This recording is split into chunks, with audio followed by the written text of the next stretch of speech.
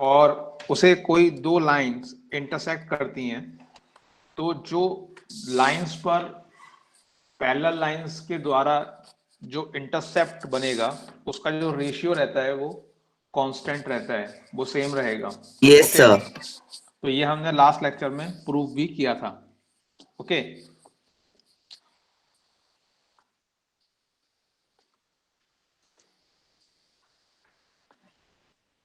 Intercept theorem. या suppose करिए हमारे पास कोई तीन पैरेलल लाइन है ऐसे,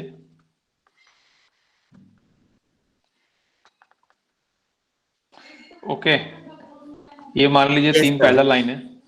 ओके, बल्कि आप इसको इस तरह बनाइए तो ज्यादा।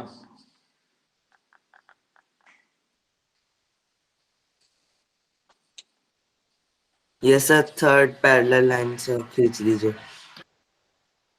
थोड़ा सा दूर बनाया है ताकि space yes equal sir. Occupy अबे करे। यस तो सर। अगर मान लीजिए कोई एक line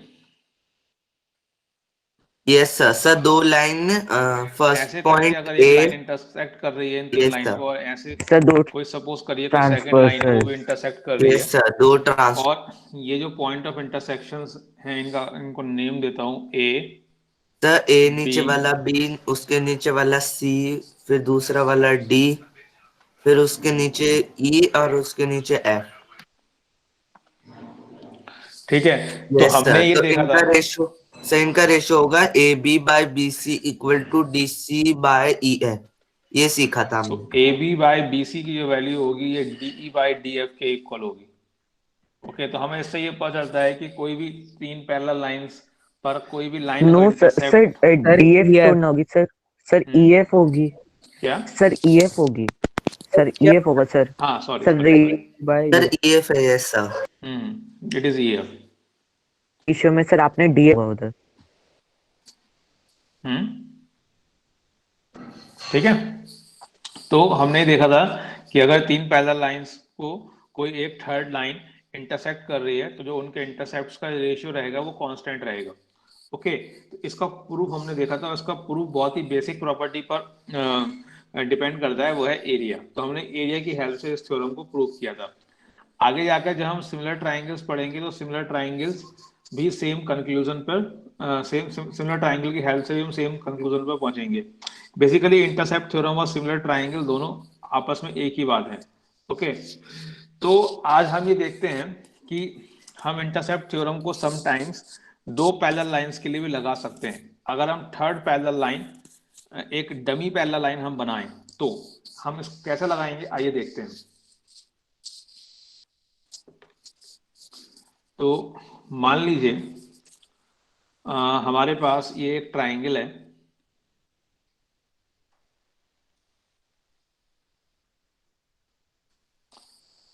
okay, A B and सी, और मैंने एक लाइन ड्रॉ करी बीसी के पैरेलल ये। तो सपोज करो ये लाइन बीसी के पैरेलल है, इसको नेम नेम दिया डी और इस पॉइंट को नेम दिया ई। तो अभी हमारे पास केवल दो ही लाइंस हैं जो आपस में पैरेलल हैं। तो अब मैं क्या काम करता हूं, क्योंकि मैं एक काम ये करता हूं, पॉइंट ए से एक लाइन ड्रॉ करता हूं बीसी के पैरेलल। ये मैंने पॉइंट ए से एक लाइन ड्रॉ कर दी बीसी के पैरेलल ऐसे करके। ओके, तो अब हमारे पास देखिए तीन सेट ऑफ पैरेलल लाइंस आ गए, थ्री पैरेलल लाइंस आ गई मतलब। Okay, a set of three parallel lines. Okay, तो हम इंटरसेप्ट थ्योरम का यूज कर सकते हैं और हम ये बोल सकते हैं, बताइए हम क्या बोल सकते हैं, AD upon yes sir. A DB D upon is equal D to B D upon equal equal to A A upon upon E C. EC.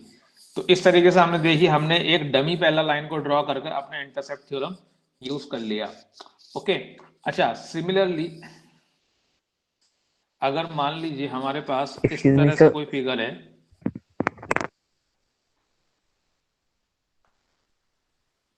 Sir एक बार जरा पीछे कर दो सर। तो जैसे सपोज करिए हमारे पास कोई इस तरह से फिगर है, तो ये लाइन इस लाइन के पैरेलल है।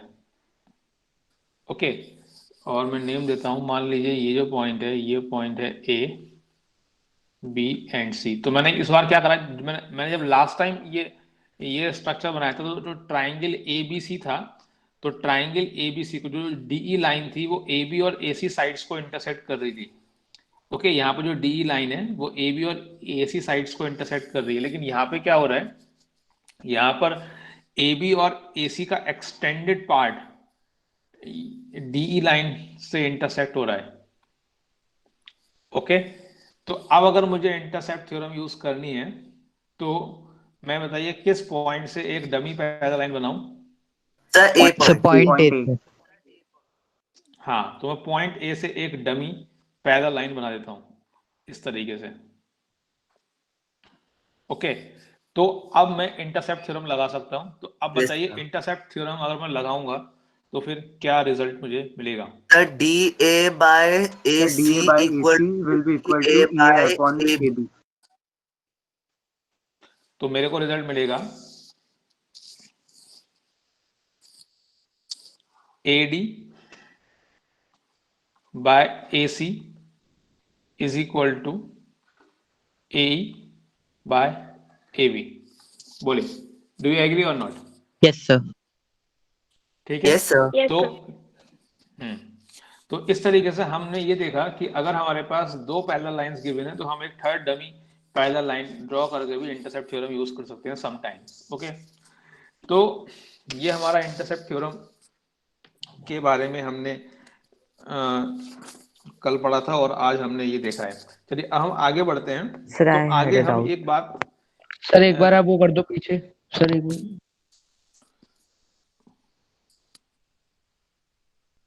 Sir, I had a doubt. बोलो। सर अगर ट्रांसवर्सल सर एक ही पॉइंट से स्टार्ट करे या फिर सर कहीं पे बी में इंटरसेक्ट कर जाए सर, जब भी अप्लाई होगा। क्या, हेलो। सर जैसे ये वाला ट्रायंगल सर हमने सर इसमें ओरिजिन सर एक ही दोनों ट्रांसवर्सल्स का, तो सर इस पे अप्लाई हो रही है तो सर किसी भी पॉइंट पे जाकर इंटरसेक्ट कर देती हैं वो, तो सर अप्लाई होगा उधर भी। तो यहाँ तो हमने अप्लाई करके दिखाया है ना, ये अभी इस केस में अप्लाई करके दिखाया तो है। सर एक बार नेक्स्ट पेज पे कर दो।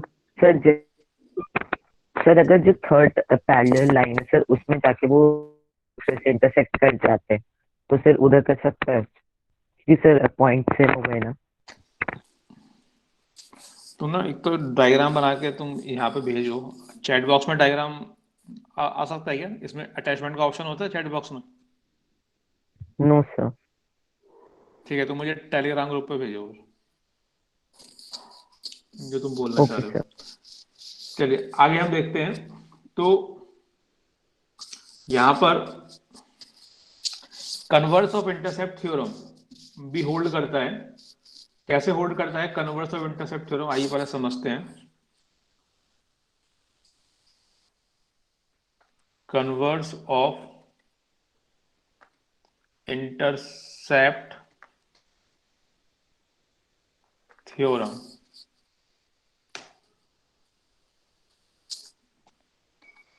in a triangle holds। देखिए कैसे होल्ड करेगा। जैसे मान लीजिए हमारे पास कोई ट्राइंगल है इस तरीके से। ओके, तो ये ए है, ये बी है, ये सी है, और मैंने मान लीजिए कोई लाइन एक ऐसे करके ड्रॉ करी जो डी और ई पे मीट कर रही है। और इस लाइन की प्रॉपर्टी ये है कि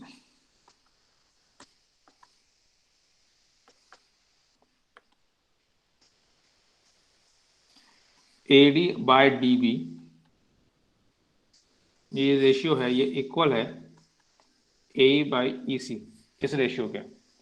तो अगर ये प्रॉपर्टी होल्ड करेगी तो मैं बोलूंगा then DE is parallel to BC. Okay, तो ये Yes, sir. Converse of intercept theorem ये होल्ड करेगा।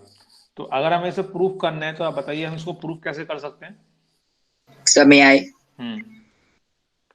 सर जो है हम यहाँ पे डीसी और ईबी को ज्वाइन कर देंगे। सर इसके बाद फिर हमें ये तो पता ही है ऑलरेडी कि AD इज टू DB और AE is to EC equal है, यानी कि sir area of triangle ADE upon area of triangle BD equals area of triangle ADE upon area of triangle DEC। Sir ADE cancel हो जाएगा और बचेगा area of triangle BDE equals to area of triangle CDE, और ये दोनों triangle same base पे हैं, same area है, तो ऑब्वियसली ये बिटवीन सेम पैरेलल्स होंगे। ठीक है, तुम पैरेलल लाइन, ठीक है, एरिया का कंसेप्ट यूज करके भी कर सकते हो, that is a good approach. लेकिन हम इंटरसेप्ट थ्योरम से भी इसको प्रूव कर सकते हैं। हम कैसे प्रूव करेंगे? हमने क्या एज्यूम किया? हमने एज्यूम किया कि हम पॉइंट डी से एक लाइन ड्रॉ करते हैं बीसी के पैरेलल। ओके, तो मैंने माना कि ये जो पॉइंट है DE1। ओके, तो मैंने क्या काम करा, हमने ये एज्यूम किया let DE1 is parallel to BC। तो बाय इंटरसेप्ट थ्योरम, अब मैं इंटरसेप्ट थ्योरम लगा सकता हूं। By intercept theorem we have, हमारे पास क्या होगा, AD by DB is equal to AE1 by, CE1। हाँ, E1C। लेकिन हमें पहले से ही गिवन है, सर ये AE बाय CE के भी इक्वल है। बट वी आर गिवन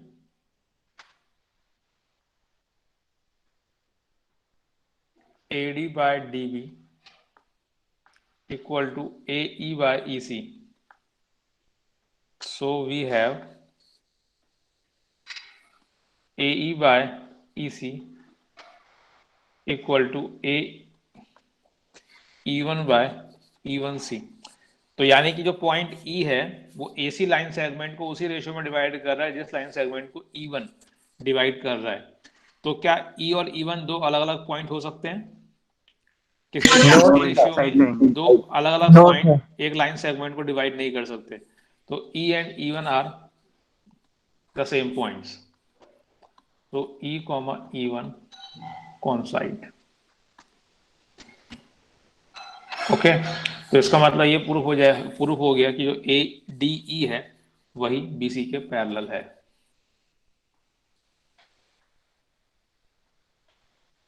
ठीक है, तो इस तरीके से हमने कन्वर्स ऑफ इंटरसेप्ट थ्योरम भी प्रूव किया है। ओके, अब एक बहुत ही इंपॉर्टेंट यहाँ पर कोरोलरी है, वो हम प्रूव करेंगे।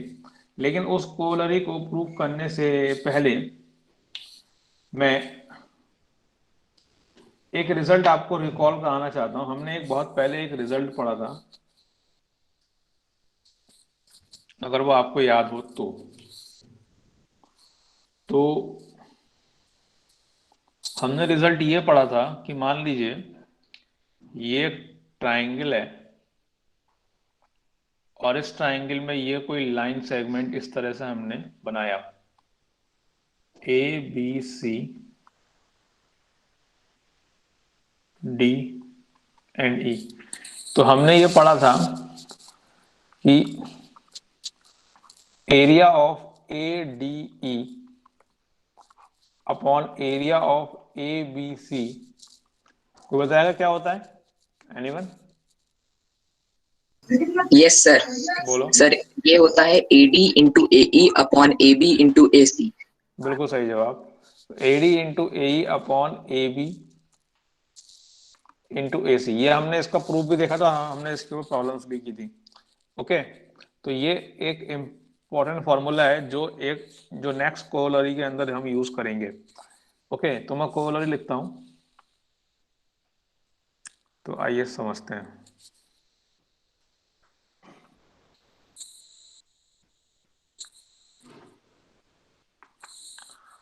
Corollary in triangle ABC D comma E are on AB comma AC respectively such that DE is parallel to BC.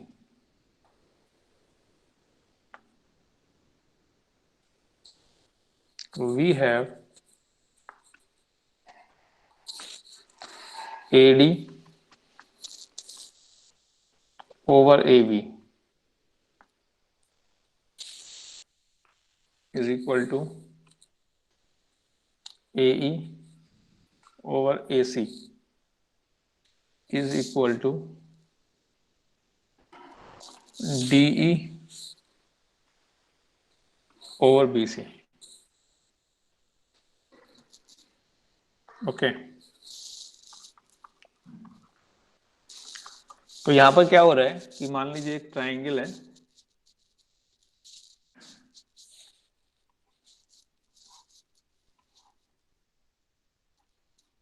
एक ट्राइंगल है ए बी एंड सी, और मैंने कोई लाइन ड्रॉ करी DE जो कि BC के पैरेलल है। तो हमको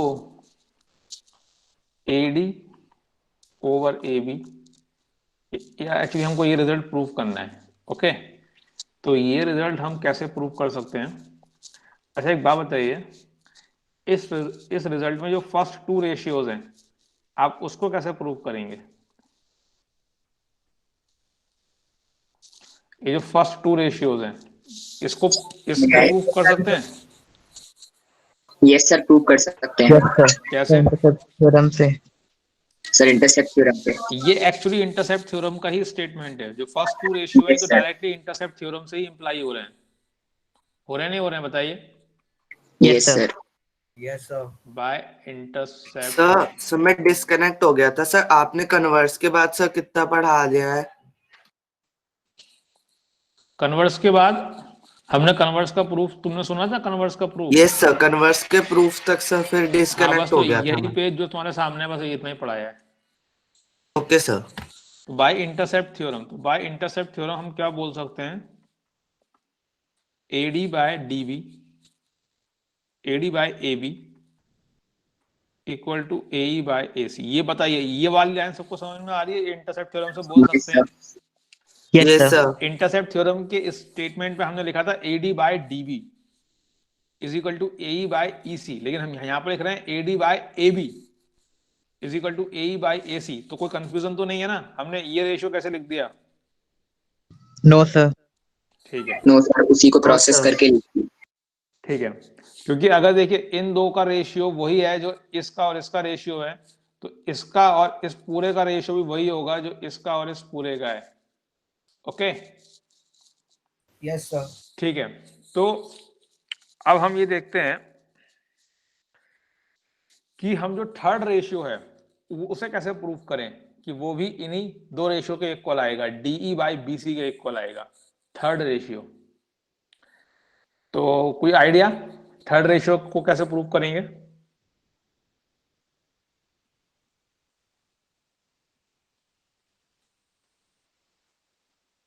एनी आइडिया?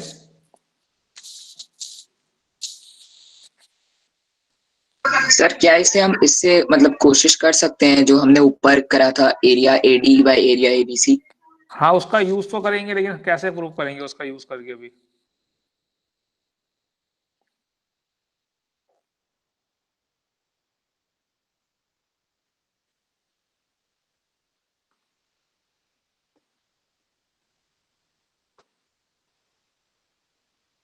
सर एक चीज तो मुझे थोड़ी समझ आ रही है कि मतलब इन दोनों ट्रायंगल का जो रेशियो होगा वो जैसे area AD by area ABC जो है वो AE बाय CE का होल स्क्वायर होगा। सर इससे कुछ हो सकता है? इससे कुछ हो नहीं पाएगा, लेकिन मेरी बात ठीक है, लेकिन इससे कुछ हो नहीं पाएगा। मैं एक काम करता हूँ, पॉइंट A से एक परपेंडिकुलर ड्रॉप कर दूं। Yes sir. अब पॉइंट A से हमने परपेंडिकुलर ड्रॉप किया और मैंने इस वाले पॉइंट को नाम दिया G और इस वाले पॉइंट को नाम दिया H। Yes sir. ओके तो जब अब ये परपेंडिकुलर हमारी क्या हेल्प कर सकता है इस बारे में हम समझते हैं। देखिए हमने परपेंडिकुलर क्यों ड्रॉ किया है, इससे हमको बेनिफिट क्या होगा ये समझते हैं। देखिए एरिया जो रेशियो होगा देखिए ADG ओवर ABH, इन दो ट्राइंगल का जो रेशियो होगा, इन दो ट्राइंगल के एरिया का जो रेशियो होगा, वो मैं कैसे निकाल सकता हूँ? मैं इस वाले फॉर्मूले से निकाल सकता हूँ, नहीं निकाल सकता हूँ? बताइए। Yes sir. तो यस सर। कितना होगा? AD into AG, yes sir, AD into DG by नहीं सर। AD इंटू DG नहीं, AD into AG okay sir, A को हम ले सर लेते हैं सर। AB into AH। Upon AB into AH। Yes sir, A B into A. लेकिन क्योंकि AH not AC, yes sir. लेकिन क्योंकि ये दो राइट ट्राइंगल हैं तो इसका एरिया हम डायरेक्टली भी निकाल सकते हैं, हाफ प्रोडक्ट ऑफ लेग्स वाले फॉर्मूले से। तो यस उसका अगर सर। हम यूज करके इसका रेशियो निकालेंगे तो कितना आएगा? Sir AG by DG। AG नहीं sir. Into DG, yes sir, AG into DG by sir वो AH A H by A into B. BC, yes sir, B C. Sir नहीं into BC B। नहीं, BH sorry. Yes okay, तो अब देखिए अगर मैं यहां से कुछ कैंसिल आउट हो रहा है क्या? पहले आप ये देखिए, देखिए कैंसिल आउट हो रहा है ना, AG AG। यस सर, ए जी और sir A H. Sir AH और AH भी। तो यहां से हमको क्या मिल गया? AD by AB is equal to DG by BH। इतनी बात समझ यस में आ सर। गई? Yes sir. AD by AB is equal to DG by BH। और सिमिलरली यही काम हम अदर साइड भी कर सकते हैं, राइट हैंड साइड में यस यस। सर। जो दो राइट ट्राइंगल है वो उधर भी बनना है ना। यस तो सर।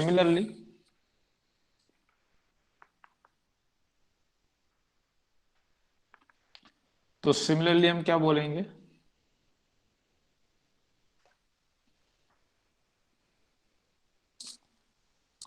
हम ये बोल सकते हैं सिमिलरली कि AE by AC equal to GE by HC। इतनी बात समझ में आ गई?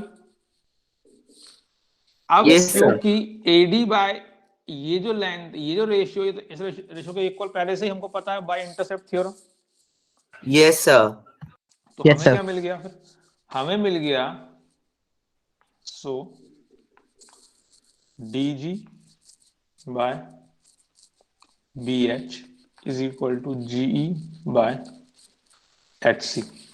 क्या हमें ये प्रूव करना था क्या जो हमने अभी प्रूव किया?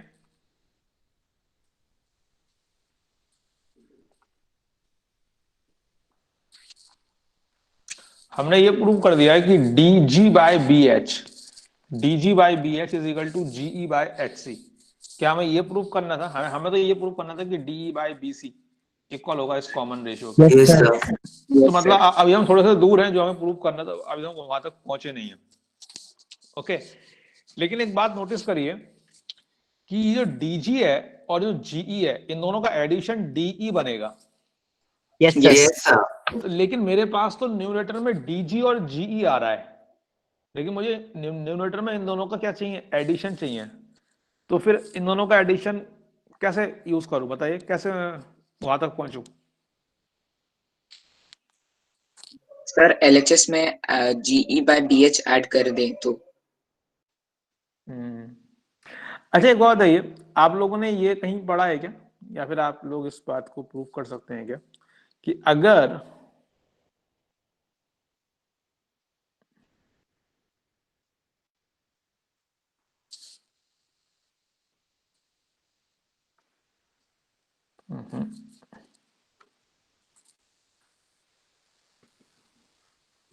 सर आपने क्या पढ़ा दिया? देखिए, तो आपसे मैं ये पूछना चाह रहा हूं, देखो पहली बात तो जो लोग क्लास में लेट आते हैं वो पूरी क्लास को डिस्टर्ब ना किया करें। ओके, आप आए ज्वाइन कर लें क्लास में, जो चल सर रहा है ज्वाइन वो नहीं हो सुने। रही थी, अपना आप ही बतानी। हाँ तो कोई बात नहीं, जो भी रीजन है आप क्लास में डिस्टर्ब ना करें। अब देखिए, तो देखिए ये तो दो नंबर, आप पहले मुझे ये बताइए कि अगर मैं आपसे कहता हूं if A upon B is equal to C upon D, then A A upon plus B sir is आप equal A to plus B minus is equal to A plus C upon B plus D। क्या आपको इस बात से कोई problem है या आपको ये नो बात सर। समझ में आती है? No sir. सर समझ आती है। ठीक है, तो ये बात आपको समझ में आती है, इसमें कोई डाउट नहीं है आपको ना? ओह नो, क्या हो रहा है? ठीक है, तो ये बात आपको समझ में अच्छे से आती है। तो अब मैं इस बात का यूज कर सकता हूँ ना इसका यूज, बताइए। Yes sir. ये यस सर। तो अब मैं इसका कैसे यूज करूंगा, आइए मैं आपको बताता हूँ। देखिए हम इसका कैसे यूज करेंगे। इसको हम ऐसे यूज कर सकते हैं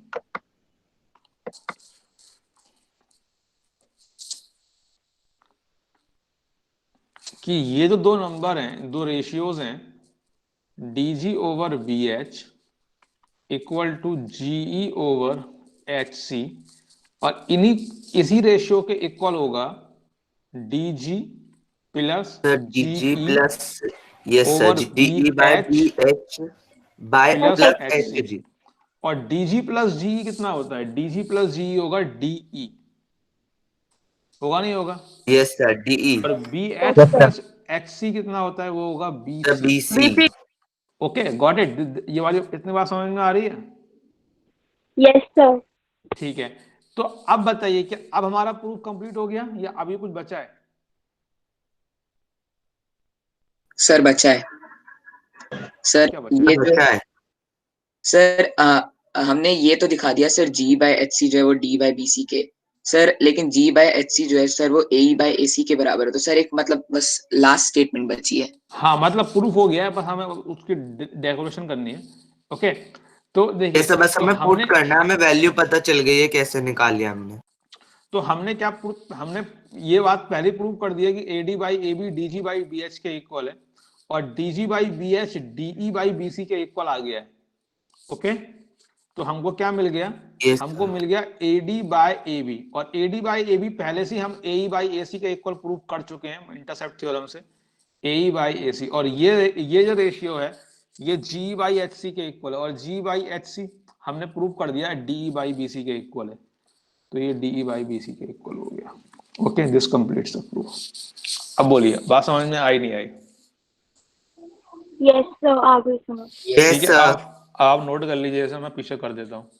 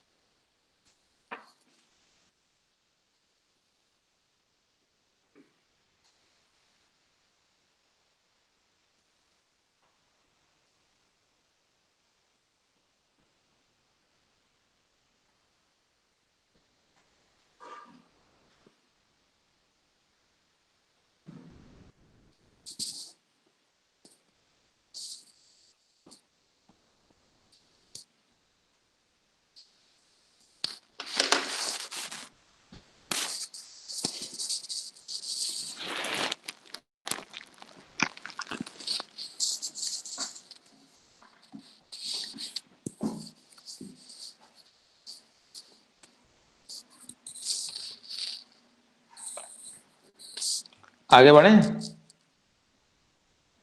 सर अभी नहीं सर, एक second.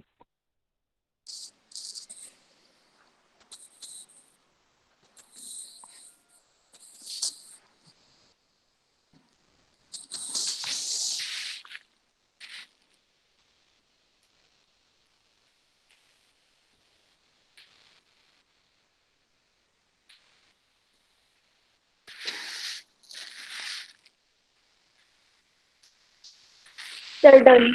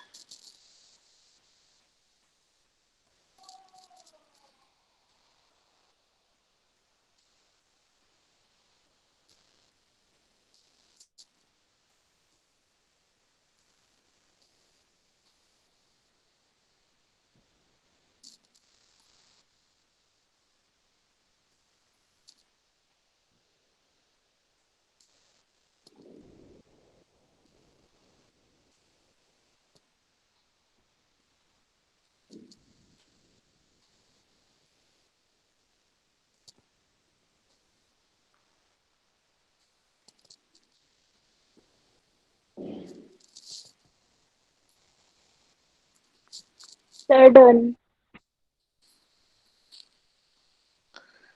Okay, everyone done? Yes, sir, done. ठीक है, तो now we are set for problems. तो प्रॉब्लम्स देखते हैं। तो जो बच्चे लेट ज्वाइन किया, जिन लोगों ने लेट ज्वाइन किया है, मैं उनको क्विकली रिवाइज करा देता हूँ हमने क्या क्या आज क्या क्या पढ़ा है। देखिए, हमने बात की थी लास्ट लेक्चर में इंटरसेप्ट थ्योरम की। तो इंटरसेप्ट थ्योरम का स्टेटमेंट हमने लास्ट लेक्चर में पढ़ा था, उसका प्रूफ भी पढ़ा था। ठीक है, कि अगर कोई अगर तीन पैरेलल लाइंस हैं, थ्री पैरेलल लाइंस को कोई लाइन इंटरसेप्ट कर रही है, तो उनके इंटरसेप्ट का जो रेशियो रहता है वो कांस्टेंट रहता है। तो ये हमने लास्ट लेक्चर में इसको प्रूफ देखा था। फिर हमने ये देखा कि मान लीजिए कोई ट्राइंगल है ए बी सी, और कोई लाइन डी ई है जो बी सी के पैरेलल है, और वो ए बी और ए सी जो साइड्स हैं उसको डी और ई पॉइंट पे मीट कर रही है। तो हमने ये देखा था कि हम अगर इंटरसेप्ट थ्योरम यूज करना चाहते हैं, तो पॉइंट ए से हमने एक पैरेलल लाइन ड्रॉ कर दी बी सी के पैरेलल। तो हम इंटरसेप्ट थ्योरम से बोल सकते हैं A D by D B is equal to A by E C. Okay, इसके बाद हमने अब क्या देखा कि ट्राइंगल एबीसी है, लेकिन इस बार क्या हो रहा है, ट्राइंगल एबीसी है तो जो एक्सटेंडेड एबी और एक्सटेंडेड एसी है उसको एक लाइन डीई है वो मीट कर रही है, और डीई जो है बीसी के पैरेलल भी है। तो हमने पॉइंट ए से फिर एक लाइन ड्रॉ करी बीसी के पैरेलल, और फिर हमने इंटरसेप्ट थ्योरम यूज करा, और हम इस रेशियो पर, इस रिजल्ट पर हम पहुंच गए। ओके, कोई दिक्कत तो नहीं है यहाँ तक। इसके बाद हमने ये देखा था कि converse of intercept theorem hold करता है ट्राइंगल एबीसी के अंदर। और वो कैसे होल्ड करता है कि ट्राइंगल एबीसी है तो डी और ई, डी एक लाइन है, वो इस तरह लाइन है कि ये रेशियो इक्वल है, और ये रेशियो अगर इक्वल है तो डी बी सी के पैरेलल होगा। ओके, तो हमने इसको प्रूव भी कर दिया था, राइट। Yes sir. इसके बाद हमने एक बहुत ही इंपॉर्टेंट कोलरी को प्रूव किया। जो कोलरी ये कहती है कि कोई ट्राइंगल एबीसी है जिसमें डी बी सी के पैरेलल है, तो A D by A B equal होगा A by A C equal होगा डी बाई बी सी के। तो जो डी बाई बी सी, ये जो जो जो थर्ड रेशियो है, बेसिकली ये एक नया रेशियो है जो इंटरसेप्ट थ्योरम से हमको नहीं मिला था। ये वाला जो रेशियोज हैं, ये जो इक्वलिटी है, फर्स्ट टू रेशियोज जो हैं, ये इंटरसेप्ट थ्योरम से मिले थे। यस वो तो सर। इंटरसेप्ट थ्योरम से हमने डायरेक्टली बोल सकते हैं। लेकिन जो थर्ड रेशियो है ये एक नई चीज है इस कोलरी के अंदर, तो हमने इस कोलरी को प्रूफ किया था। ओके, चलिए अब हम आगे बढ़ते हैं और प्रॉब्लम देखते हैं। तो उस कोरोलरी का कुछ अलग नेम है क्या? नहीं, हालांकि जब आप सिमिलर ट्राइंगल्स पढ़ेंगे तो ये सारे रिजल्ट दोबारा भी आप देखेंगे by the help of similar triangles. Okay, तो हम प्रॉब्लम देखते हैं। Yes sir. In triangle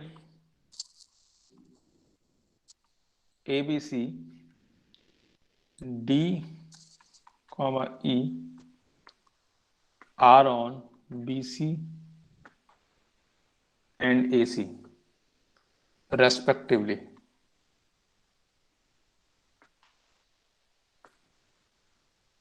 Such that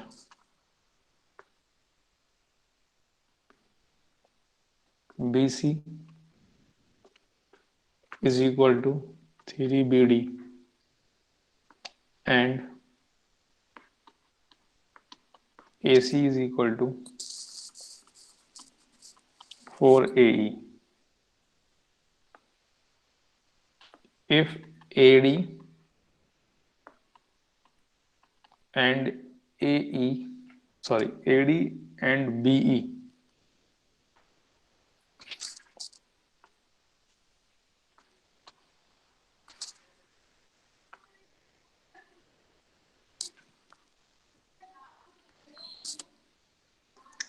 intersect at F,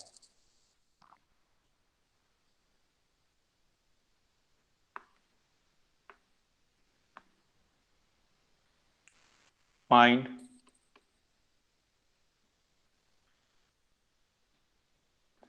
BF upon EF।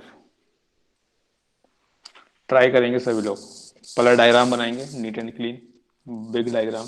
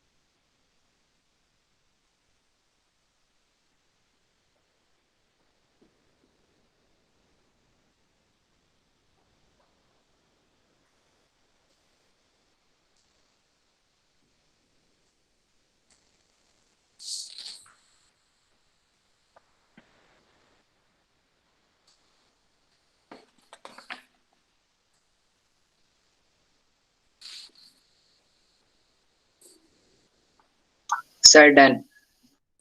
Okay, क्या आंसर है? सर जो BF इज टू EF का रेशियो है सर वो 2:1 है। गुड।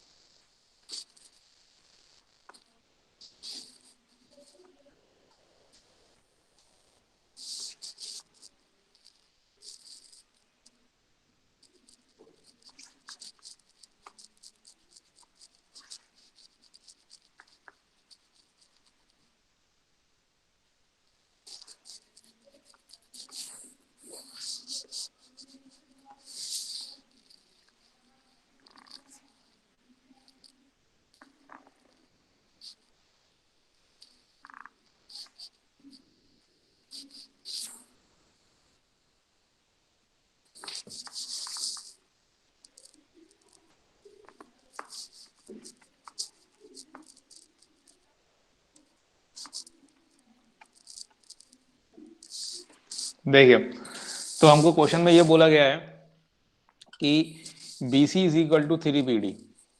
ओके, तो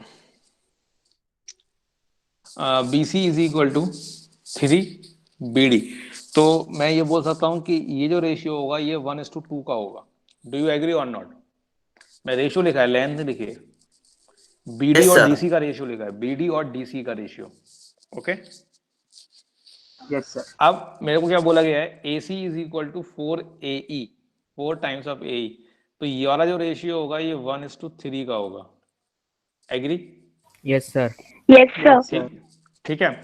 अब सर। जो आपको जिस बात पर ध्यान रखना है, देखो ये जो AD लाइन पे फोकस करो, AD लाइन जो है, और फिर B लाइन पे फोकस करो, B लाइन। ये दोनों लाइन आपस में इंटरसेक्ट कर रही हैं इस सिंगल पॉइंट पर। तो इस वाले पॉइंट को मैं नाम दे देता हूं, इस पॉइंट को मैंने नाम दिया F।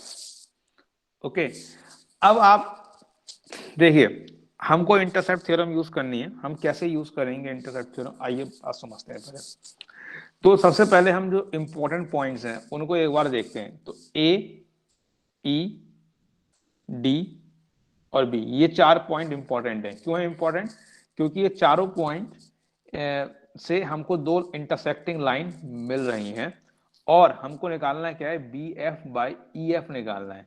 ओके, तो BF बाय EF, ठीक है। तो बेसिकली क्या है ये BE जो लाइन है उसके 2 एंड पॉइंट्स हैं और B लाइन को AD लाइन इंटरसेक्ट कर रही है तो उसके 2 एंड पॉइंट्स हैं, ठीक है। तो जो पॉइंट F है ये जो जिन 2 लाइन से मिलके जनरेट हो रहा है उनके एंड पॉइंट्स को हमने इंपॉर्टेंट पॉइंट्स बोला है। अब हम क्या काम करते हैं, पॉइंट E से एक लाइन ड्रॉ करते हैं BC के पैरेलल। देखो ऐसे करके एक लाइन ड्रॉ करी पैरेलल टू BC। अब जब हमने BC के पैरेलल एक लाइन ड्रॉ करी और इस पॉइंट को नाम दिया G, तो आप देखिएगा क्योंकि अब हमको पैरेलल लाइन मिल गई है तो हम इंटरसेप्ट थ्योरम यूज कर सकते हैं। तो ये लाइन पैरेलल है GE के। ओके, तो अगर मैं इंटरसेप्ट थ्योरम यूज करता हूं तो देखिए हमने क्या पढ़ा है कि 2 पैरेलल लाइन हैं हमारे पास, GE और BD। तो अच्छा, इस तरह का सेटअप हमने अभी पहले कहीं देखा है क्या? ये सेटअप जो हमको मिला है, यस सर। Yes sir. हमने ये सेटअप कहाँ देखा था?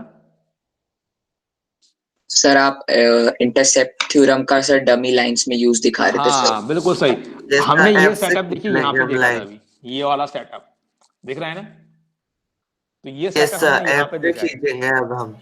ओके, तो अब हम बार बार डमी लाइंस प्रूफ ड्रॉ करके दिखाएंगे नहीं, एक बार हमको समझ में आ गया कि ये रेशियो इक्वल होगा इस केस के अंदर भी, तो फिर हम उसको यूज करेंगे। एग्री? तो यस सर। अब हम क्या बोल सकते हैं बाय इंटरसेप्ट थ्योरम, तो जरा ध्यान ध्यान से सुनिएगा। Bye intercept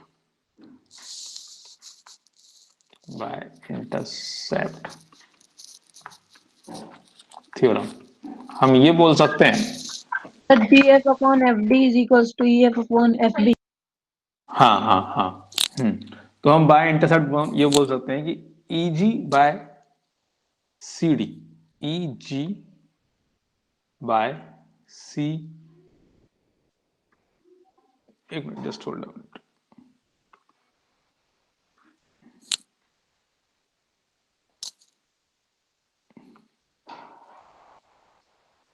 EG by BD, EG by BD, जो लेंथ होगी EG बाय BD, ये किसके इक्वल होगी? ये किसके इक्वल होगी बताइए? EG बाय BD,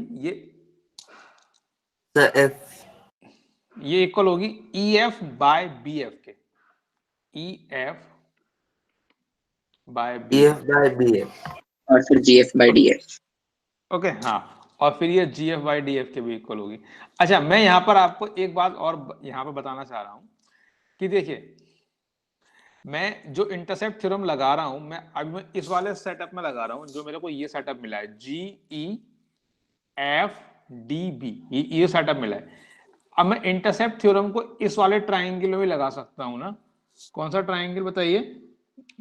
जो मेरे को ADC से मिलके बनेगा, ADC। Do you Yes, agree sir. और नॉट? ठीक है, तो यस मैं सर।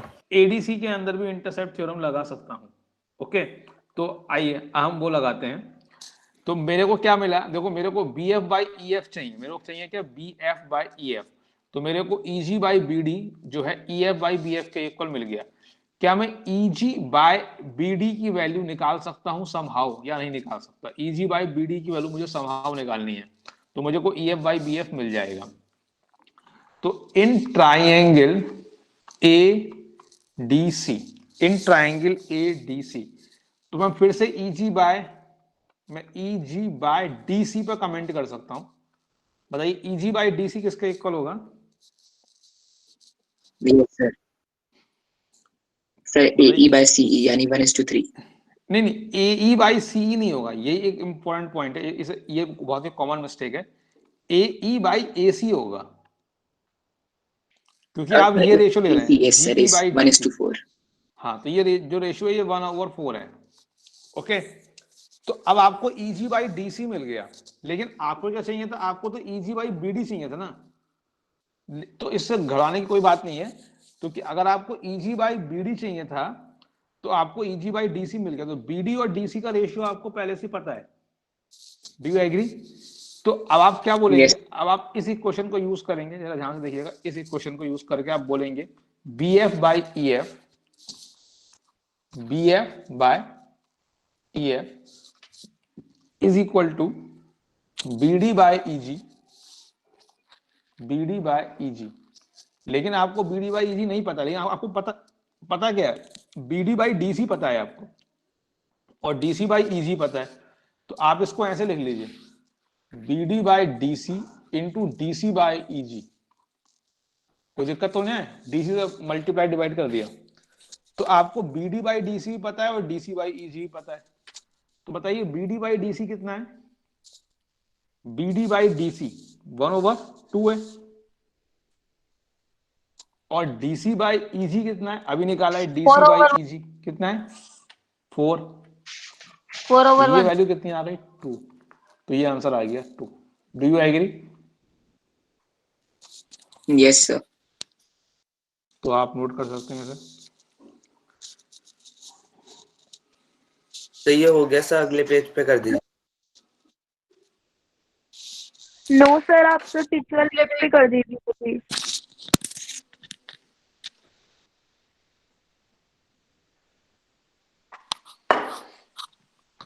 सर मैंने इस क्वेश्चन को CF ज्वाइन करके किया था, तो सर वो तरीका भी ठीक, मतलब उससे आंसर सेम ही आ रहा था, तो सर वो तरीका भी ठीक ही है ना? तुमने फिर क्या करा CF को ज्वाइन करके?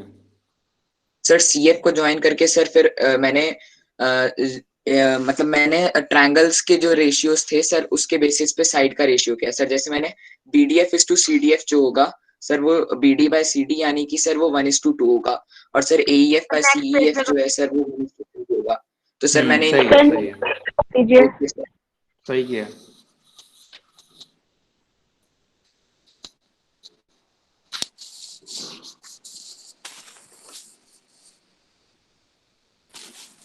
Sir done.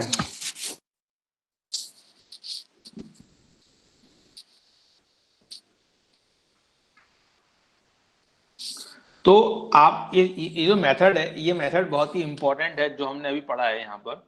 तो इस मेथड से आप जब भी ट्राइंगल के अंदर दो लाइन सेगमेंट आपको पता है इंटरसेक्ट कर रहे हैं, तो आप उनका रेशियो निकाल सकते हैं। ओके, मैं फिर से एक बार इस मेथड को एक बार कंक्लूड करता हूँ, एक क्विक रिवाइज कराता हूँ हमने एक्चुअली में क्या किया है।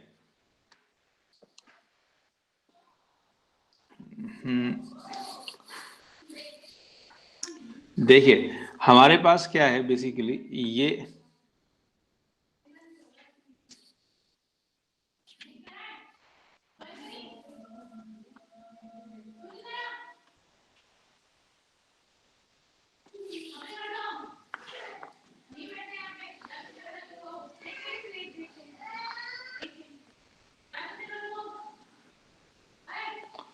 तो हमें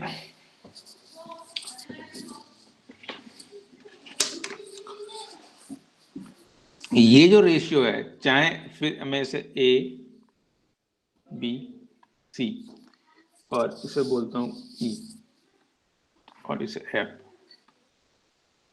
और इसे D। अब चाहे मुझे AF बाई FD निकालना हो, चाहे मुझे EF बाई BF निकालना हो, ओके, मेरा मेथड रहेगा वो सेम रहेगा, लेकिन मुझे ये पता होना चाहिए मुझे किस पॉइंट से पैरेलल लाइन ड्रॉ करनी है।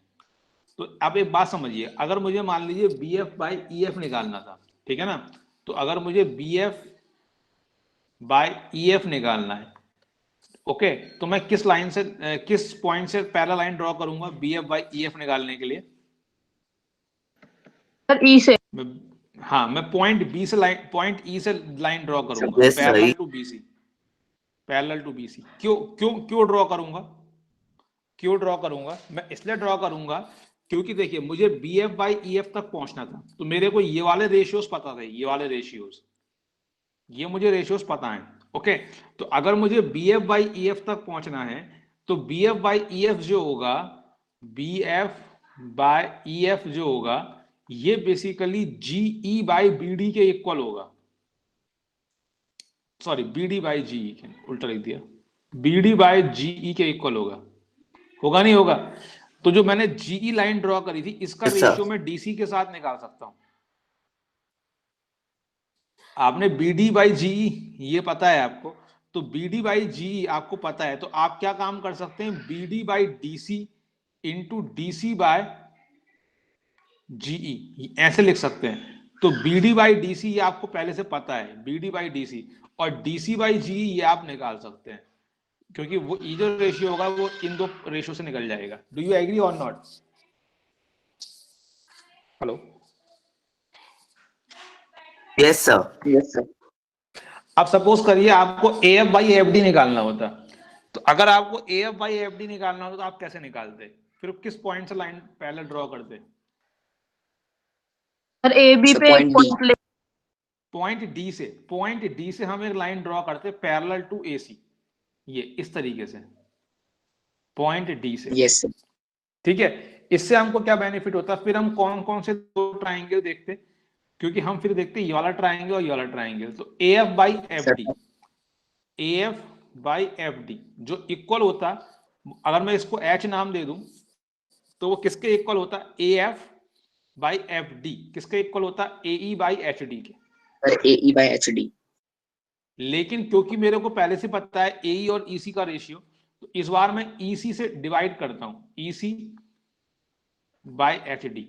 तो मेरे को ये रेशियो पहले से पता है, और EC बाई HD कैसे निकलेगा? EC ये जो ट्राइंगल है बी ई सर सी, वो दिख रहा है BC का है। ट्राइंगल बी ई सी, यस सर। तो यस सर। ये जो रेशियो होगा ये इन दो रेशियो से निकल जाएगा। Okay, yes sir. तो इस तरीके से sir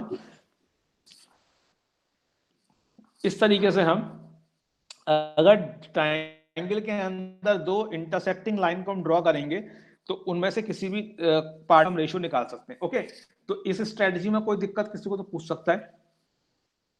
no sir. Sir AE कोई अपॉन दिक्कत नहीं EC है। और EC अपॉन HD को मल्टीप्लाई कैसे करा?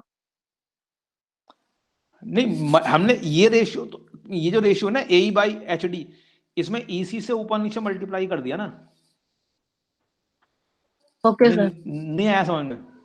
सर आ गया। हाँ ठीक है, चलिए अब हम आगे बढ़ते हैं। आगे हमारे पास एक क्वेश्चन और है, एक क्वेश्चन और देखते हैं, और ये होमवर्क के लिए है। ओके, तो इसे आप होमवर्क में करके आइएगा। Okay sir.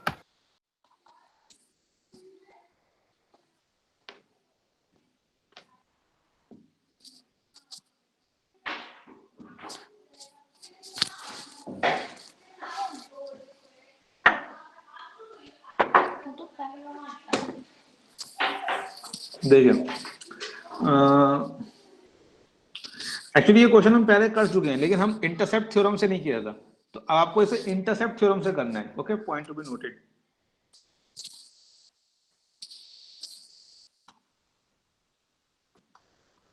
हमने इसे लास्ट टाइम एरिया वाले मेथड से किया था।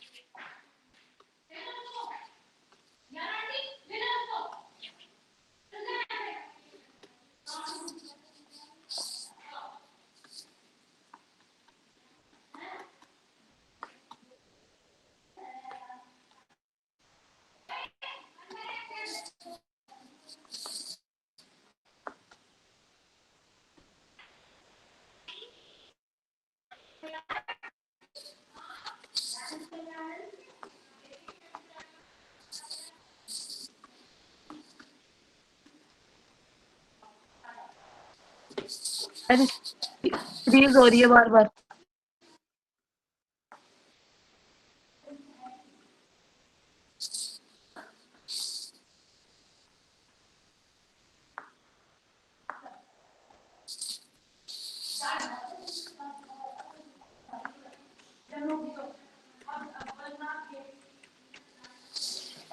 इसे नोट करिए।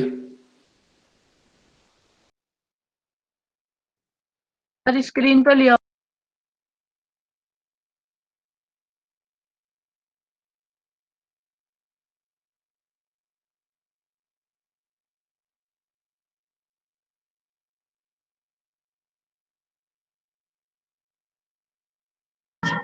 सर लास्ट में क्या लिखा हुआ है?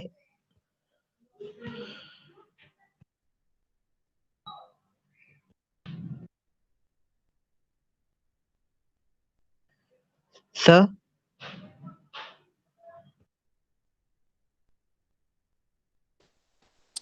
लास्ट में लिखा है find CE by be.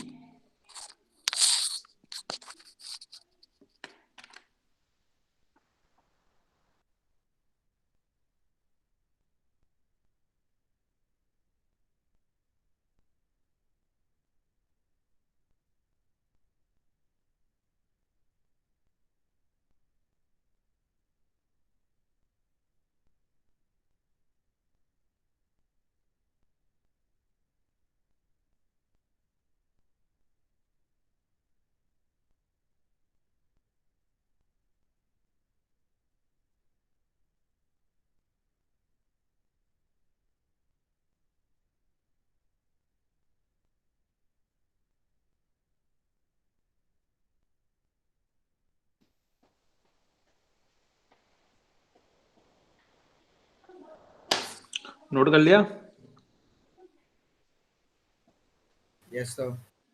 Yes, sir. Noted. Yes sir. Okay, तो हम आगे बढ़ते हैं। जो हमारा इंटरसेप्ट थ्योरम हमने जिस गोल के लिए पढ़ा था, हम उस गोल पे आते हैं। तो हम अब क्या प्रूव करने वाले हैं? हम ये प्रूव करने वाले हैं कि कोई भी ट्राइंगल है उसमें जो मीडियंस होती हैं वो कॉनकरेंट होती हैं। कॉनकरेंट का मतलब है वो एक सिंगल पॉइंट पे मीट करती हैं। ओके ओके, और जो पॉइंट ऑफ कॉन्करेंसी होता है उसको हम सेंट्रॉइड बोलते हैं। ओके, और हम मिड पॉइंट थ्योरम पहले ही देख चुके हैं। मिड थ्योरम में हमने देखा था कि ट्राइंगल की दो साइड्स के अगर मिड पॉइंट को अगर हम कनेक्ट करेंगे तो वो जो लाइन आएगी वो थर्ड साइड के पैरेलल होगी और हाफ होगी। सर आप कुछ तो हम इंटरसेप्ट लिख रहे थ्योरम हो से क्या? मिड पॉइंट नहीं, कुछ नहीं लिख रहा मैं। Okay sir. तो हम मिड पॉइंट थ्योरम की है, हम मिड पॉइंट थ्योरम भी प्रूव करेंगे। हम पूरी बात हम एक बार इंटरसेप्ट थ्योरम की हेल्प से प्रूव करने जा रहे हैं, जिसमें से हम आधी बात हम विदाउट इंटरसेप्ट थ्योरम पर ही प्रूव कर चुके हैं by the help of parallelogram. Okay, तो फिर आइए एक बार देखते हैं इस रिजल्ट को, हम एक बार प्रूव करते हैं। ये बहुत ही काम का रिजल्ट है, इसको हम मिड पॉइंट थ्योरम बोलेंगे, लेकिन मिड पॉइंट थ्योरम से ज्यादा इसके अंदर extension of mid point theorem बोल सकते हैं अगर आप चाहें तो आइए देखते हैं। इसको हम नाम देते हैं प्रपोजिशन का।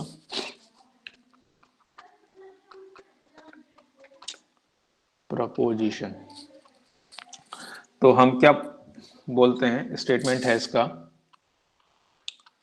In triangle ABC, in triangle ABC D, E, F are midpoints of BC, CA and AB respectively.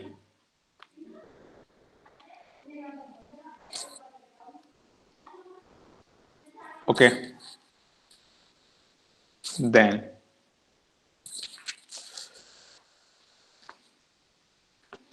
EF is parallel to BC. EF is equal to half of BC. AD, BE, CF are concurrent.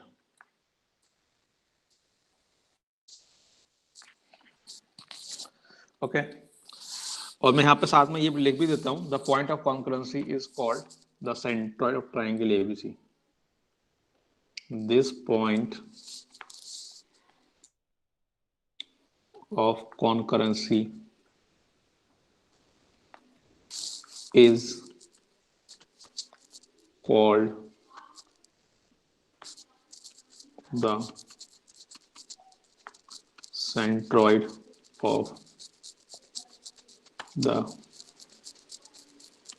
triangle. ठीक है, तो इसमें जो first to results हैं वो तो हम prove कर चुके हैं पहले भी, फिर भी हम एक बार दोबारा प्रूव कर देंगे। क्या बोल रहे हो? फर्स्ट टू वाले एमपीटी से होंगे। एमपीटी मिड पॉइंट थ्योरम, यही मिड पॉइंट थ्योरम है, इसको प्रूफ की बात कर रहे हैं, थोड़ी ना कि हम मिड पॉइंट थ्योरम को मिड पॉइंट थ्योरम से प्रूफ करेंगे। फर्स्ट टू जो रिजल्ट्स हैं वो हमने पैरेललोग्राम की हेल्प से प्रूफ करे थे, अगर याद हो तो। याद है पैरेललोग्राम की हेल्प से कैसे प्रूफ करे थे? Yes sir. Yes sir. Okay great, तो सबसे पहले मैं एक एक करके ये तीनों पार्ट प्रूफ कर देता हूँ। जो फर्स्ट टू पार्ट हैं वो तो बहुत ही ऑब्वियस हैं बाय इंटरसेप्ट थ्योरम, तो हम इंटरसेप्ट थ्योरम यूज करेंगे ABC।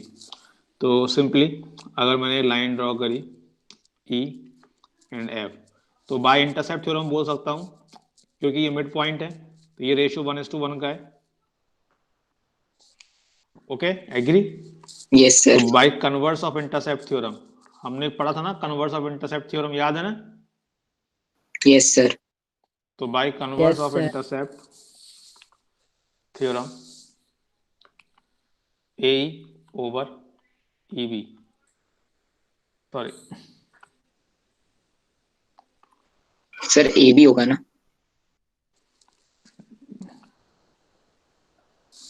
E F is parallel to B C. ठीक है ना, कोई दिक्कत तो किसी को? क्योंकि ये रेशियो इक्वल है, अगर ये रेशियो इक्वल है तो intercept by converse of intercept theorem को ये बोलती है कि ई एफ जो है बी सी Yes, के sir. पैरेलल है। कोई दिक्कत किसी को? No sir. Okay okay. अच्छा, अब सेकंड पार्ट भी हम इंटरसेप्ट थ्योरम से ही प्रूव कर देंगे, क्योंकि हमने क्या प्रूव, हमने जो कोरोलरी पढ़ी थी, अगर आपको कोरोलरी याद है, हमने इंटरसेप्ट ये थ्योरम का कोरोलरी पढ़ी थी ना, by corollary, by the last corollary.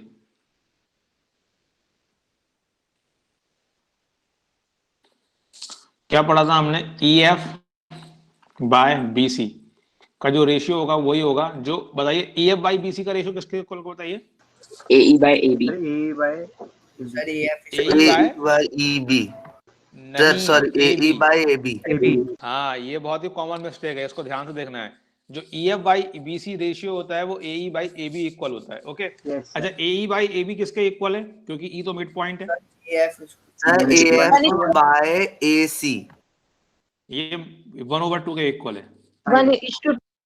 1:2. हाँ, तो यहां से हमको क्या मिल गया? हमको मिल गया E F is equal to 1/2 B C.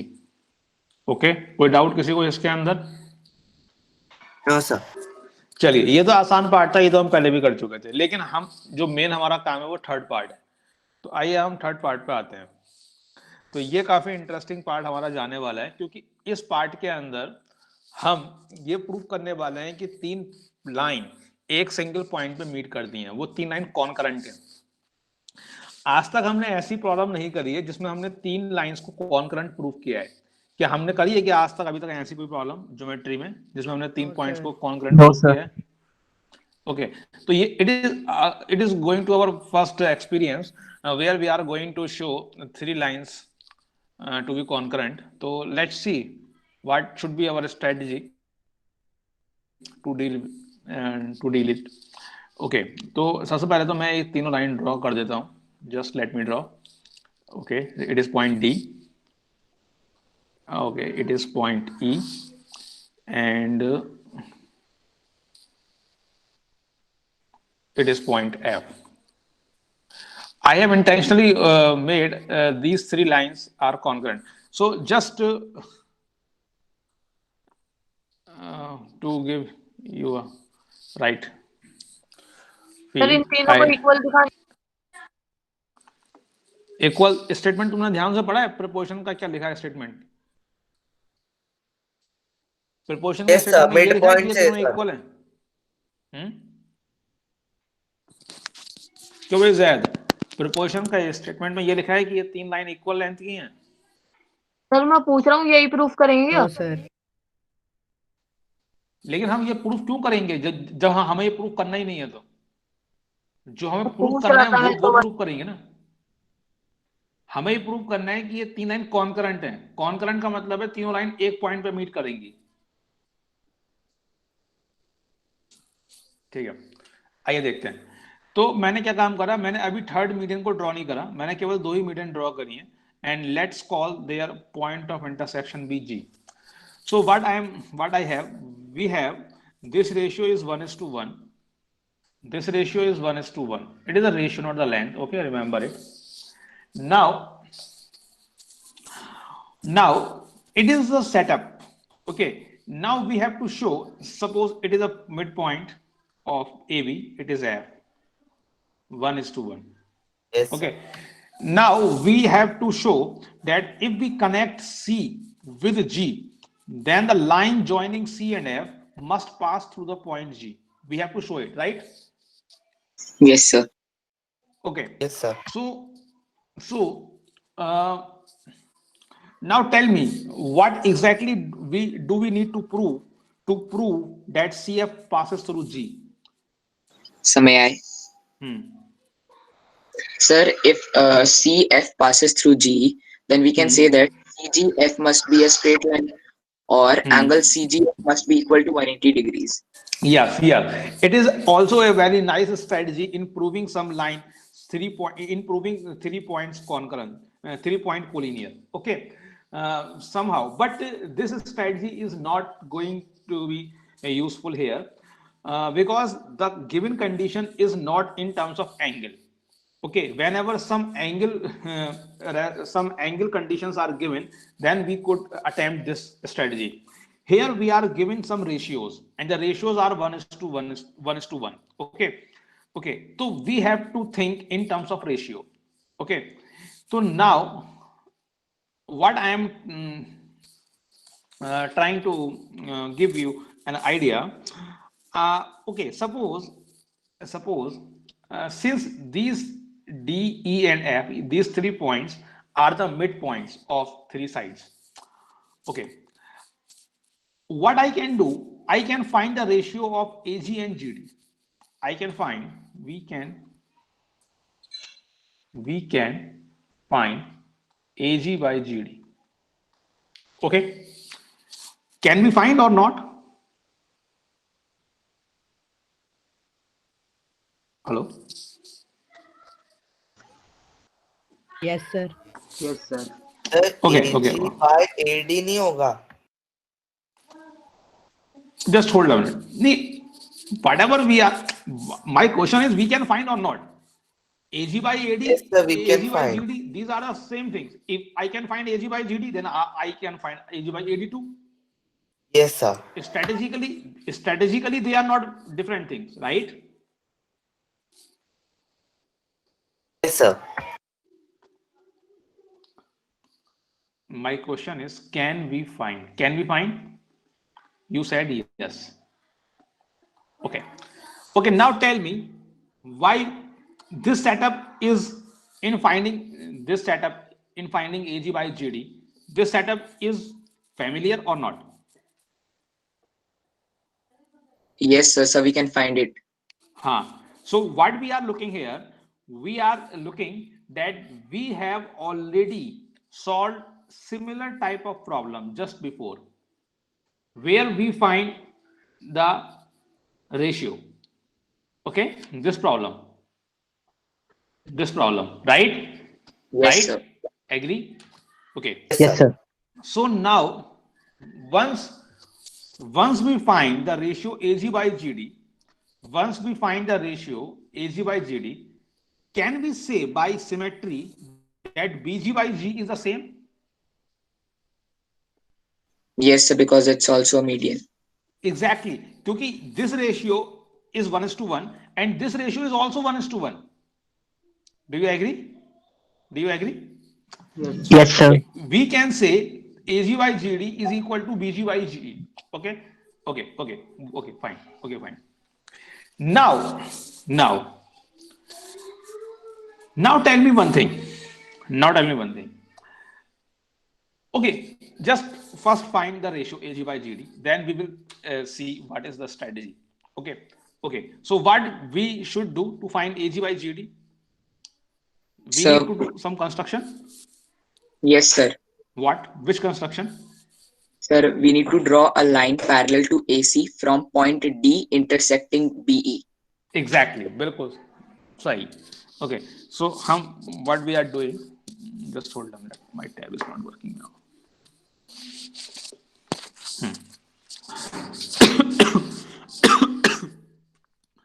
So we draw a line parallel to AC. Okay.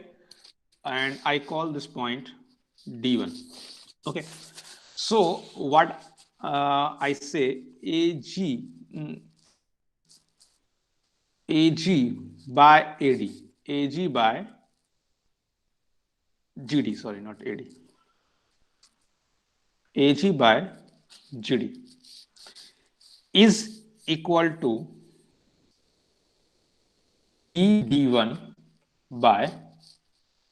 AE. Sir, AE by DD1. DD1. Okay. Now, which number should we multiply and divide in this ratio?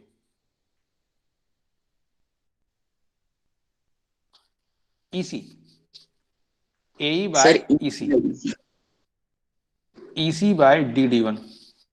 We know AE by EC. We know AE by EC. What is AE by EC? 1:1. It is 1. And what is EC by DD1? What is EC by DD1? 1:DD1. sir, it is 2. It is 2. It is 2. Just we have proved it.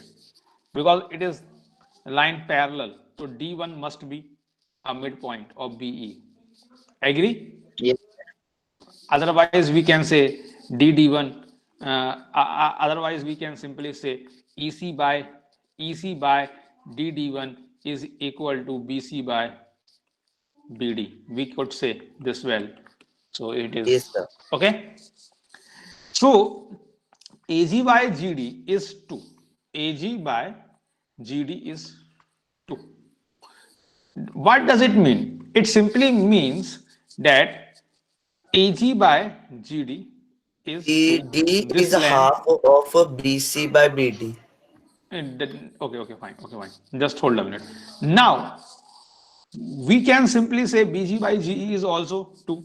Okay. Now tell Yes, me sir. one thing. Now tell me one thing.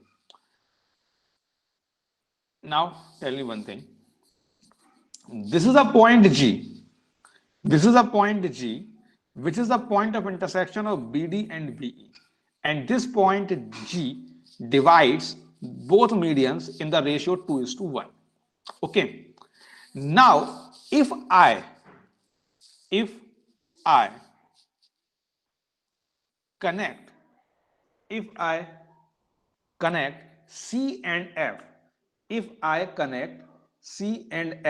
then will it pass through G or not?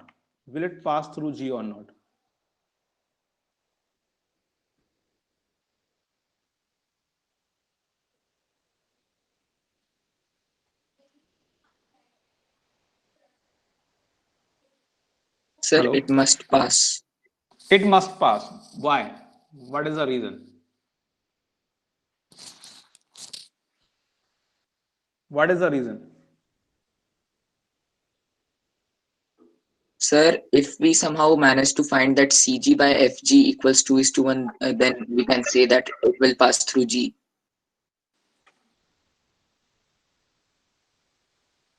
Okay.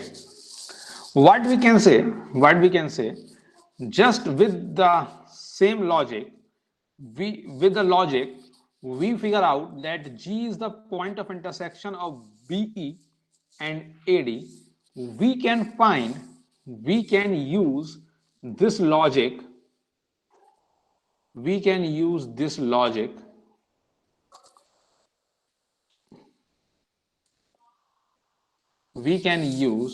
logic for AD and CF.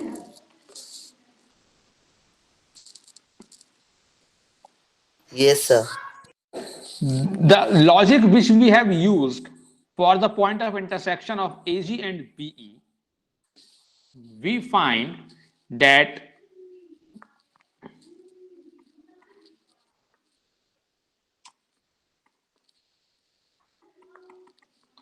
the logic we find that G is the point of intersection of AD and BE, and we found that AG and GD are in the ratio 2:1 and BG and G are in the ratio 2:1. The same logic we can apply here, and we can find that the point of intersection of AD and CF similarly with the same logic we can say that the point of intersection of AD and CF divides AD and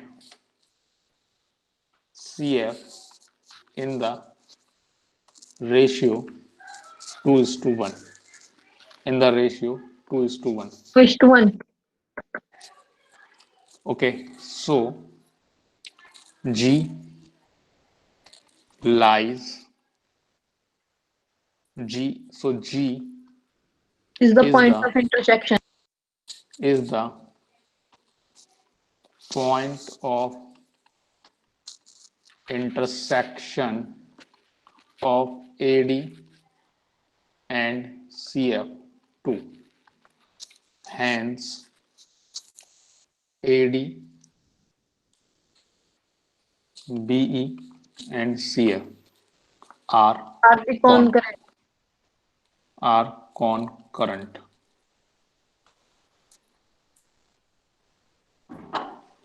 Are concurrent. In fact, are concurrent at G. ठीक है, are concurrent. Sir एक बार पीछे कर दो आप। ये आपको समझ में आया प्रूफ? बेसिकली हमने क्या करा इसके अंदर, हमने पहले ये देखा कि ए जी और सॉरी हमने पहले देखा एडी और बी का जो पॉइंट ऑफ इंटरसेक्शन है वो एडी को 2:1 के रेशियो में डिवाइड करता है, तो हमने और बी को भी 2:1 के रेशियो में डिवाइड करता है। फिर हमने हमने सेम लॉजिक से ये बोला कि एडी और सीएफ का जो पॉइंट ऑफ इंटरसेक्शन है वो भी एडी को 2:1 के रेशियो में डिवाइड करेगा और सीएफ को भी 2:1 के रेशियो में डिवाइड करेगा। मतलब जो इन दो लाइन का जो पॉइंट ऑफ इंटरसेक्शन आया था वो वही होगा जो इन दो लाइन का पॉइंट ऑफ इंटरसेक्शन है। क्यों होगा? क्योंकि ये पॉइंट ऑफ इंटरसेक्शन एडी को भी 2:1 के रेशियो में डिवाइड कर रहा है और ये पॉइंट ऑफ इंटरसेक्शन एडी को 2:1 के रेशियो में डिवाइड कर रहा है। मतलब ये दोनों पॉइंट क्या हैं, ये एडी को सेम रेशियो में डिवाइड कर रहे हैं। इसका मतलब ये दोनों पॉइंट बेसिकली सेम है। डू यू एग्री और not? Yes sir. Okay, Yes, sir. तो हमने बेसिकली हमने एग्जैक्टली में क्या लॉजिक लगाया यहाँ पर तीन लाइन को कॉन्करेंट प्रूफ करने के लिए। इस लॉजिक को बड़े ध्यान से सुनिए क्योंकि ये लॉजिक हम बाद में भी लगाएंगे जहां हमें तीन लाइन कॉन्करेंट प्रूफ करनी पड़ेगी किसी और सेटअप के अंदर। हम सेम लॉजिक से काम ले सकते हैं अगर रेशियोज इन्वॉल्व हैं तो। हमारा लॉजिक ये था कि अगर मुझे तीन लाइन को एक पॉइंट पे मीट करती हैं ये तीन लाइन, ये प्रूफ करना है। ओके, मुझे ये प्रूफ करना है, तो मैंने क्या काम करा, ये तीन लाइन मैंने क्या काम करा, देखिएगा मैंने ये काम करा। सबसे पहले मैंने इन तीन में से कोई सी भी दो लाइन ले ली और मैंने मान लीजिए ये दो लाइन ले ली, ठीक है। अब मैंने इन दो लाइन को लेकर मैंने ये देखा कि ये जो लाइन है ये किस रेशियो में डिवाइड कर रही है। ओके, सेकंड लाइन को, मतलब मैंने पहले ये फिगर आउट करा कि ये जो रेशियो है ये रेशियो क्या है। जब मैंने एक बार ये फिगर 2:1. आउट कर लिया कि ये रेशियो क्या है, तो फिर मैंने क्या काम करा, मैंने इस लाइन को रब कर दिया और फिर मैंने इस लाइन को रब कर दिया। ओके, ओ सॉरी,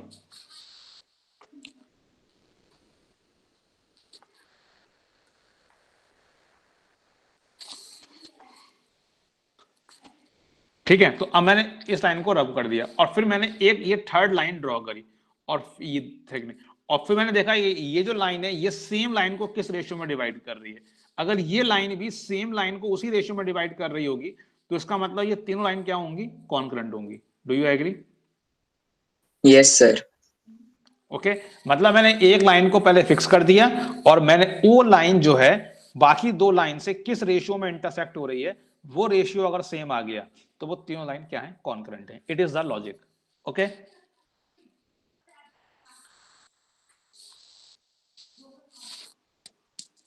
ये हो गया, नेक्स्ट पेज पे कर दीजिए। सर एक सेकंड।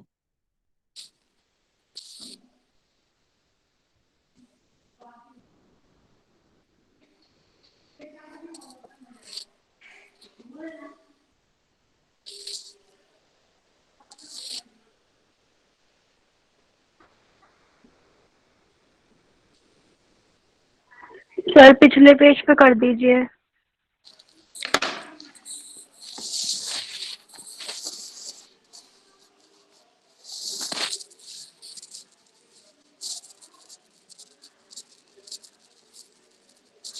Sir, done.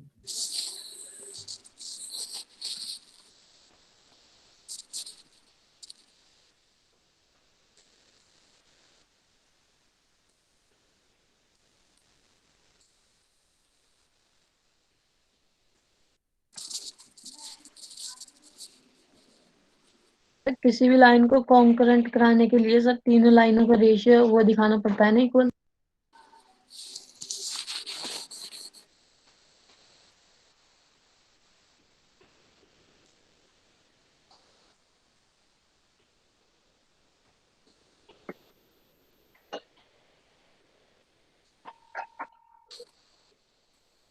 नोट कर लिया? Yes sir. ठीक है, तो आपको ये जो लॉजिक है ये आपको ध्यान रखना है। मैं इस लॉजिक को एक बार दोबारा बता देता हूँ। हमने इसमें लॉजिक क्या लगाया है कि अगर हमें 3 लाइन को कॉन्करेंट प्रूव करना है तो हमने पहले एक लाइन को पिक कर लिया, that is our common line, ठीक है, that is our main line, you can call it main line. तो मेन लाइन आप किसी को भी ले सकते हैं, कुछ ऐसा नहीं है कि आपको कोई पर्टिकुलर लाइन ही मेन लाइन लेनी है, जस्ट फिक्स इट। और फिर आप बाकी की 2 लाइन में से एक लाइन को पिक करिए और उस वो जो सेकंड लाइन है वो मेन लाइन को किस रेशियो में डिवाइड कर रही है वो रेशियो निकालिए। फिर आप थर्ड लाइन को पिक करिए और थर्ड लाइन मेन लाइन को किस रेशियो में डिवाइड कर रही है वो रेशियो निकालिए। अगर वो रेशियो कांस्टेंट आ गया, मतलब सेम आ गया दोनों केसेस में, तो उसका मतलब वो तीनों लाइन क्या है, कॉन्करेंट है। एग्री? Yes sir. अब इस प्रोपोजिशन में हमने एक इंपॉर्टेंट प्रॉपर्टी और प्रूव कर दी है कि जो मीडियंस होती हैं वो कॉन्करेंट होती हैं। लेकिन सिर्फ इतना ही हमने प्रूव नहीं करा मीडियन कॉन्करेंट होती हैं, बल्कि हमने ये भी प्रूव करा कि जो उनका पॉइंट ऑफ कॉन्करेंसी होता है, जिसको हम सेंट्रॉइड बोलते हैं, जो उनका पॉइंट ऑफ कॉन्करेंसी होता है वो मीडियन को 2:1 के रेशियो में डिवाइड करता है।